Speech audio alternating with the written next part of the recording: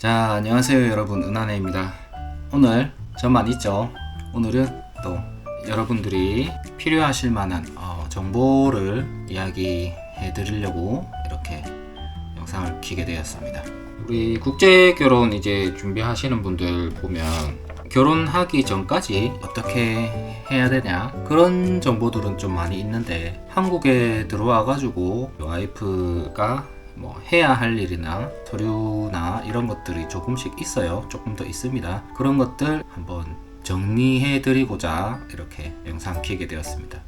물론 뭐 결혼해가지고 지금 사시고 계시는 분들은 이미 다 하셨겠죠. 이거는 이제 결혼을 준비하고 계시거나 결혼을 생각 중이시거나 그러신 분들한테 조금이나마 도움이 되셨으면 합니다. 자, 이렇게 많이 적었어요. 이렇게 너무 내용이 많아가지고 이렇게 적었거든요. 너무 많아서 이거 보고 할게요. 자, 첫 번째, 외국인 이제 등록 신청을 해야 되죠. 출입국 사무소에 가가지고, 관할 출입국 사무소에 가셔가지고 외국인 등록 신청을 하셔야죠. 하셔야 됩니다. 그 전에 사회통합정보망이라는 사이트에 조기 적응 프로그램을 먼저 신청을 하셔가지고 예약을 하시고 이수를 하셔야 됩니다. 이수를 하시고 그 이수증을 주거든요. 그 이수증을 꼭 챙겨가가지고 출입국 사무소에 가셔가지고 비자를 받으셔야 돼요. 비자가 처음에 나오면 이제 90일짜리가 나오는데, 조기 적응 프로그램 신청하고 하면 아기가 없는 경우는 1년 임신을 했거나 아기가 태어나는 경우라면 아마 2년 정도로 나올 거라고 생각됩니다. 근데 처음에는 이제 그냥 1년 준다고 생각하고 가시는 게 맞을 것 같아요.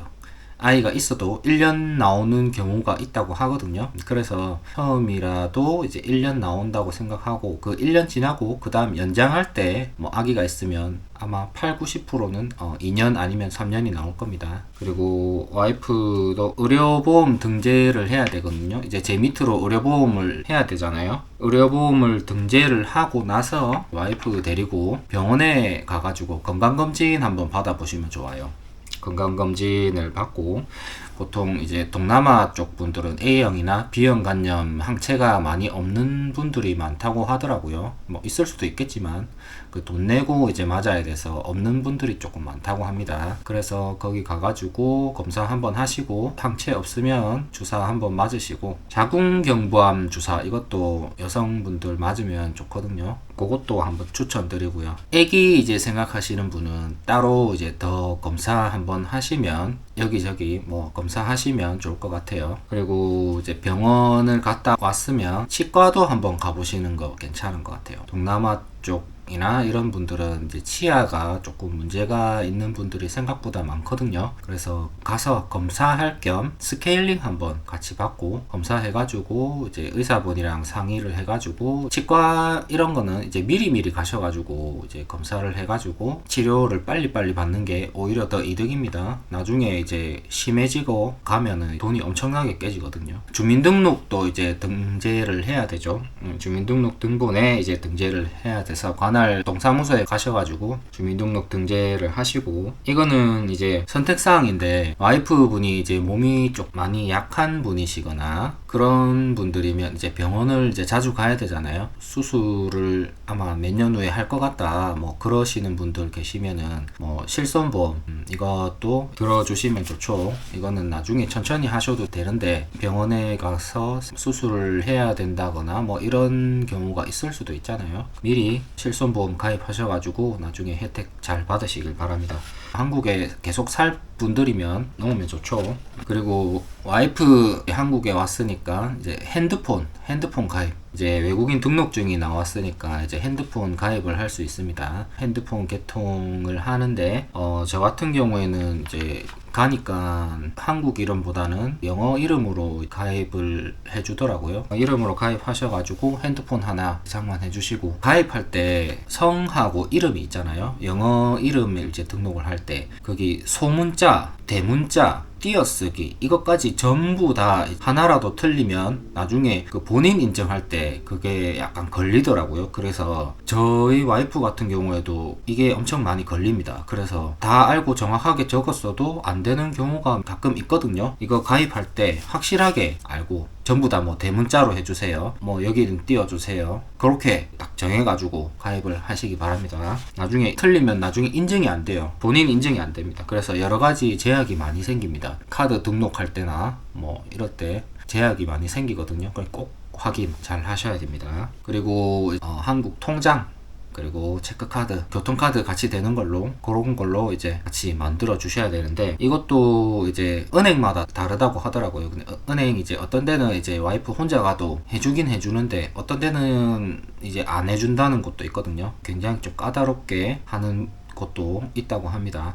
그래서 웬만하면 시간 내 가지고 남편분이랑 같이 가시면 좋을 것 같아요. 등본을 등록을 했으니까 이제 등본에 나올 거잖아요. 가족관계 증명서를 이제 가지고 가셔야 됩니다. 저 같은 경우는 이제 가족관계 증명서를 가지고 오라고 하더라고요. 그래가지고 핸드폰에 사진 찍어 놓은 게 있거든요. 그거 가지고 되냐고 이제 물어봤더니만 그거 가지고도 된다고 하더라고요. 그래서 다행히 왔다 갔다 하지는 않았는데, 등본이나 가족관계 증명서 이런 거는 이제 동사무소 가가지고 뽑을 수 있으면은 이제 와이프가 밑에 나오게 해가지고 그거를 한 부나 두 부씩 남편분 가지고 다니시면 좋을 것 같아요. 이런 거 할 때는 생각지도 못한 곳에서 필요로 한다고 이제 가지고 오라고 하는 경우가 많거든요. 저 같은 경우는 가족관계 증명서하고 등본하고 이거를 꼭 이제 두 부씩 들고 다녔습니다. 계속 필요할 때 바로 꺼내줄 수 있게끔 하시면 좋을 것 같아요. 그리고 다문화 센터를 이제 가셔가지고 가입을 해주세요. 어떤 분은 이제 다문화 센터 가면 이제 와이프가 거기 기존에 있던 그 다문화 학생들한테 물이 빨리 든다, 뭐 나쁜 물이 빨리 든다, 뭐 그런 생각을 가지시고 뭐 바람을 필 수도 있다, 뭐 그런 생각을 가지시고 안 보내주려고 하시는 분들이 있긴 있는 것 같더라고요. 이제 제가 듣기로는 어떤 분들은 이제 다문화 센터 가가지고 가입해가지고 다니면 뭐 좋다는 분들 도 있고, 앞서 말씀드린 것 같이 안 좋다고 하시는 분들도 덜어 있더라고요. 저 같은 경우에는 이제 다니면 좋다고 생각하거든요. 같은 나라 사람끼리 만나서 얘기도 하고, 한국 오면은 이제 한국말 서투니까 처음에 답답하잖아요. 그래서 친구도 많이 필요하고, 거기 선생님들도 거기 통번역 해주시는 분들도 계시고, 그렇기 때문에 무슨 일이 생기면 바로바로 도움을 청할 수도 있고 여러 가지 혜택들이 많습니다. 거기 그 다문화 센터 담당 선생님이랑 친해지면은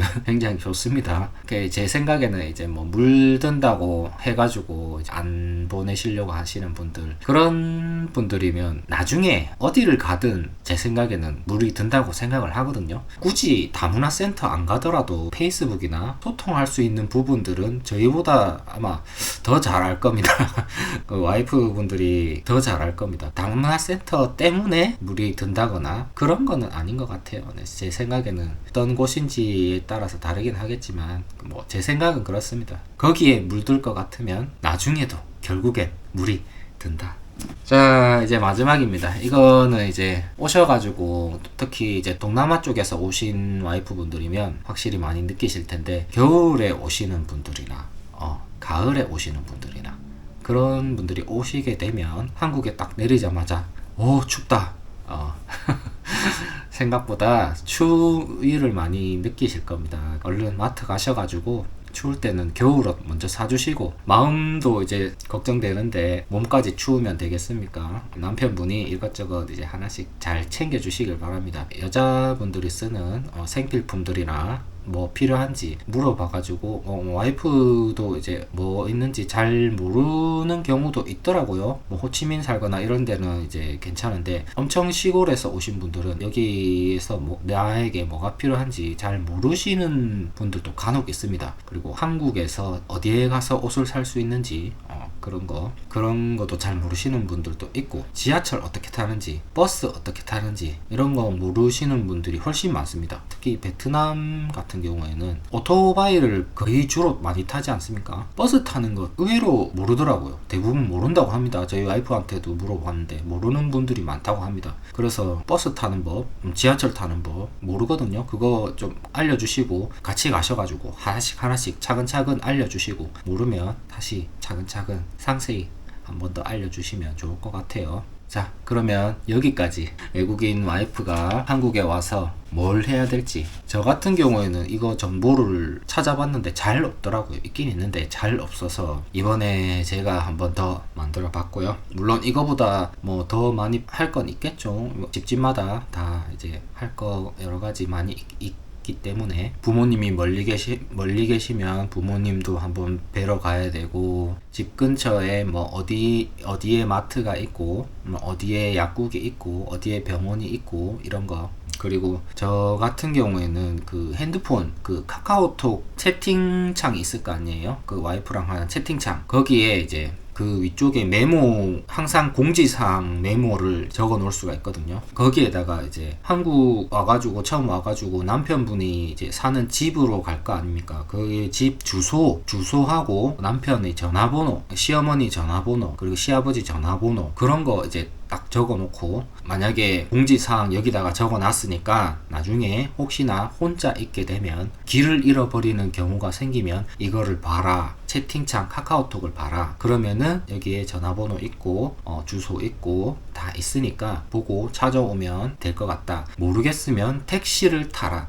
택시 타가지고 택시 기사님에게 여기 주소로 가주세요 라고 하면 집 앞에 세워줄 거다. 그렇게까지 제가 해줬고요. 이거는 뭐 쓰는 일은 없었는데 한국에 처음 오시는 와이프분들이나 이제 한국말이 굉장히 서툰 분들이 계시면은 대부분이 서툴 거라고 생각합니다. 한국에 남편 이제 사는데 지역이 어느 지역인지도 모르고 여기가 어딘지도 모르고 생전 처음 보는 곳이기 때문에 길을 모르는 건 당연하거든요. 주소도 모르는 건 당연한 겁니다. 저도 베트남 주소 이런 거 볼 줄 모르거든요. 그렇기 때문에 그렇게 이제 카카오톡 위에 공지사항으로 딱 적어 놓으면 와이프가 안심하고 집 앞에라도 나갈 수 있고, 그렇게 마음이 조금이나마 편안해질 수 있다고 생각이 됩니다. 자, 여기까지 외국인 와이프가 한국에 오면 해야 될 일 한번 정리해 봤습니다. 자, 그리고 혹시 아기 이제 빨리 하고 싶어 하시는 분들이나 아기 생각하고 계시는 분들, 아기 태어나면 또 할 일 많습니다. 이것저것 남편분들 많이 뛰어다니셔야 돼요. 외국인 와이프분들 이제 동사무소 가가지고 서류 떼고 이런 거 못 하잖아요. 아직 못 합니다. 처음부터 뭐 어디가 어딘지도 모르는데 어떻게 합니까? 그래서 이제 이거는 이제 남편분들이 이제 다 해야 돼요. 아기가 태어나면 할 일, 와이프가 출산 배가 불러오고 출산 예정일이 다가오고 그러면은 이제 제일 먼저 산후조리원 가실 분들은 미리 산후조리원에 예약을 하고 미리 전화를 하고 알려줘야 됩니다. 언제 예정일인데 언제 태어날 것 같습니다. 그래서 언제 입수가 가능할 것 같습니다 까지 얘기를 해 주셔야 됩니다. 그래서 거기서 준비를 하거든요. 미리 자리를 비워 놓습니다. 그렇게 안 해놓으면 산후조리원에 예약이 갑자기 꽉 차버리거나 이러면은 다른 데 가야 되거나 생각지도 못한 곳에 가야 되는 경우가 생기고, 산후조리원이 멀면은 이제 남편분이 왔다 갔다 하기도 힘들거든요. 산후조리원 들어가면 2주나 3, 4주까지 있는 분들도 봤습니다. 그렇기 때문에 거의 길게는 한 달 동안 있어야 되는데 보통은 2주, 3주입니다. 그런데 이제 왔다 갔다 하기 멀면은 굉장히 힘들고 금액도 차이가 굉장히 많이 나거든요. 이런 것도 산후조리원이 어떤 산후조리원이 좋은 곳인지, 어떤 산후조리원은 금액이 얼만지, 몇 주에 얼만지, 서비스는 어떻게 되는지, 뭐 어떻게 해주는지, 인식은 어떤지 이런 것까지 검색을 많이 하셔야 됩니다. 많이 하셔가지고 어디 있는지 알아보셔야 될 것 같습니다. 미리 연락하셔야 됩니다. 그 다음에는 산후도우미에게 연락을 해야 됩니다.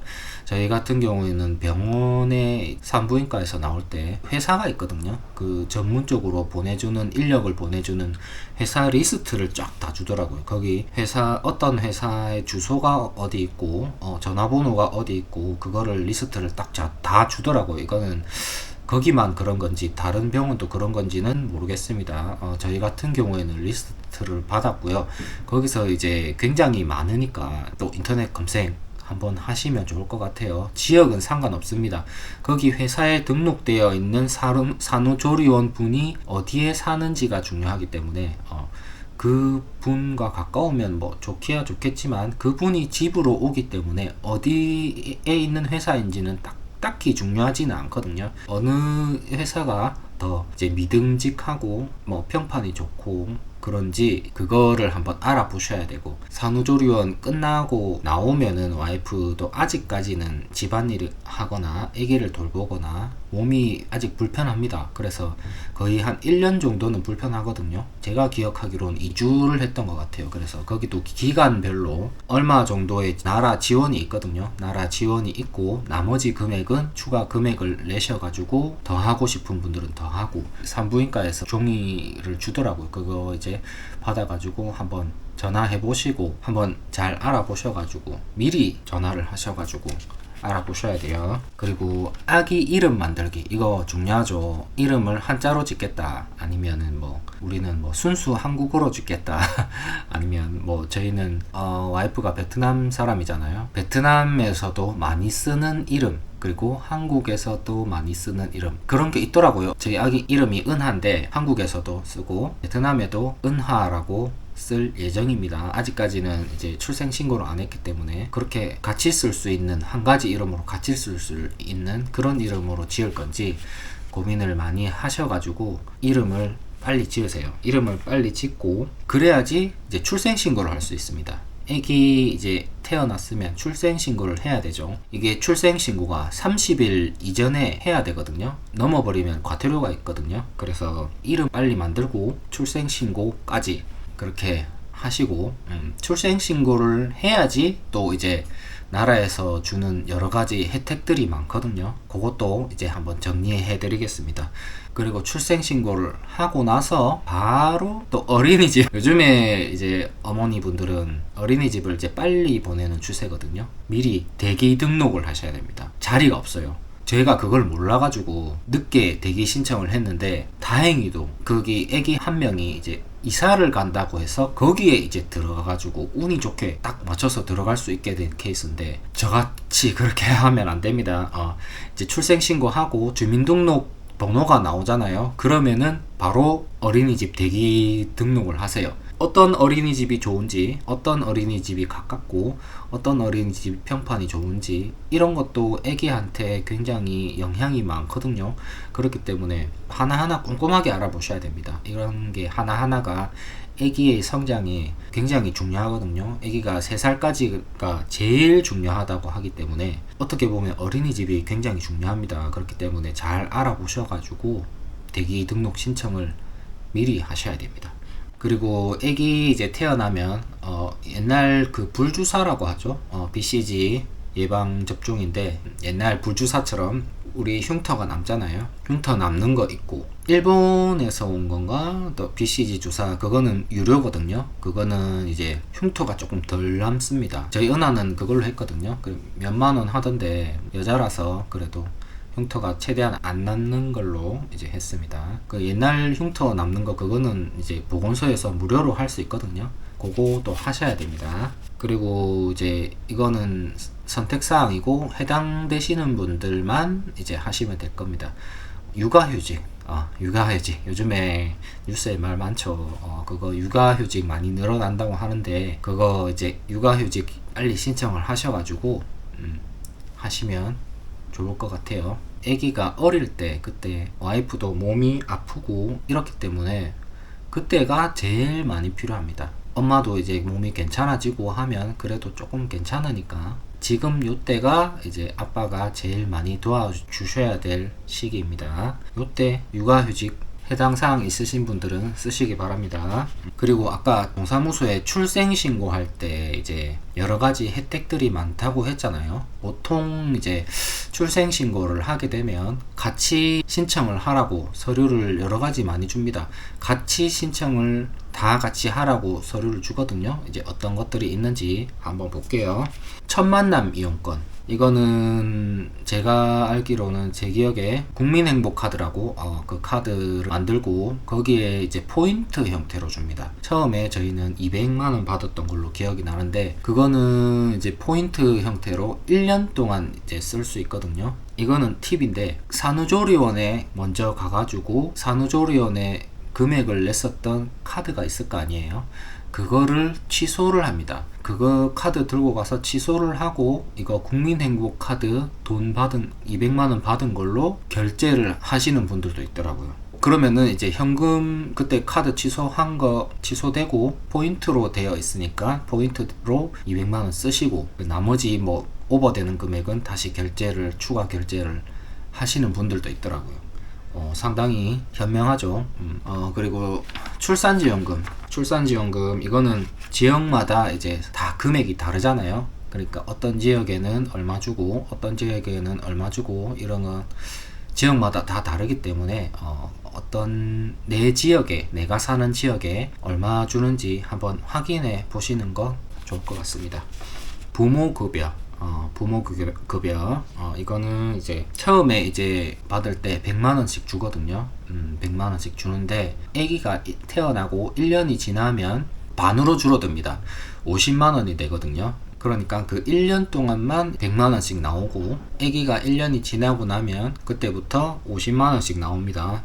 그거 알고 계세요? 이것도 같이 신청을 하시면 됩니다. 어린이집을 가게 되면 연계를 합니다. 그 동사무소에 이제 서류를 쓰고 자동이체 될 수 있게 동사무소에 가서 서류를 쓰거든요. 저희 은하도 이제 어린이집 가기 전에 어린이집에 가니까 그거를 얘기해 주시더라고요. 어린이집 입소하기 전에 동사무소 가셔가지고 그 서류 한번 쓰시고 오시면은 이제 거기 자동으로 이체될 수 있게 그렇게 됩니다. 그리고 양육수당 이거는 어린이집을 안 가는 경우에 이제 양육수당을 받을 수 있고요. 아동수당 이거는 만 8세까지 10만원씩 다 나오거든요. 이것도 꼭 챙겨가시길 바랍니다. 그리고 관할 보건소 이런 데 가셔가지고 임산부가 받을 수 있는 혜택들이 좀 여러가지 많이 있거든요. 추가 금액을 조금 더 내면 받을 수 있는 혜택들이 많이 있습니다. 산모하고 신생아 건강관리 해주는 그런 것도 있고요. 이거는 여러 가지가 있으니까 보건소에 한번 문의하셔가지고 받을 수 있는 혜택이 어떤 것들이 있는지, 받을 수 있는 서비스가 어떤 것들이 있는지 한번 알아보시면 좋을 것 같아요. 이거는 선택사항입니다. 그리고 아이돌봄 서비스라고 이거는 그 산후도우미랑 다른 겁니다. 산후도우미랑은 다르고 아이가 만 12세 이하까지는 이제 아이돌봄 서비스를 받을 수 있거든요. 이게 다자녀거나 한 명인데 부모가 육아휴직 중이거나 그러면은 이게 안 되고요. 다자녀 아기가 너무 많아서 이제 혼자서 너무 버겁다 하시는 분들이나 아니면은 부모가 다 일하러 가셔야 돼서 아기 돌봐줄 사람이 필요하다 그런 거거든요. 이제 아이 돌봄 서비스라고 이것도 인터넷에 한번 자세하게 검색을 해보시면 좋을 것 같아요. 이거는 제가 한번 대충은 알아보니까 시간대별로 몇 시간에 얼마 그렇게 한 달에 최대 시간 얼마 이렇게 정해져 있더라고요. 그러니까 그거를 한번 잘 필요하신 분들은 잘 알아보셔가지고 하시면 좋을 것 같아요. 이거는 저희는 안 썼습니다. 저희는 굳이 안 써도 될 것 같아서 안 썼고요. 자, 여기까지 그 아기가 태어나면 부모가 해야 될 일에 대해서 정리를 한번 해봤습니다. 그리고 추가로 해야 될 일. 이거는 아기 주민번호 나왔을 때 해야 될 일이고요. 어린이집 입소되기 아까 말씀드렸죠. 이거는 미리 주민번호 나오면 바로 하셔야 됩니다. 그리고 한전에서 전기료 감면 혜택이 있습니다. 한전에서 전기료 감면 혜택이 있으니까 한전에 전화를 하셔가지고 그 아기가 태어났으니 전기료 감면 혜택을 원한다라고 하면 해주실 거거든요.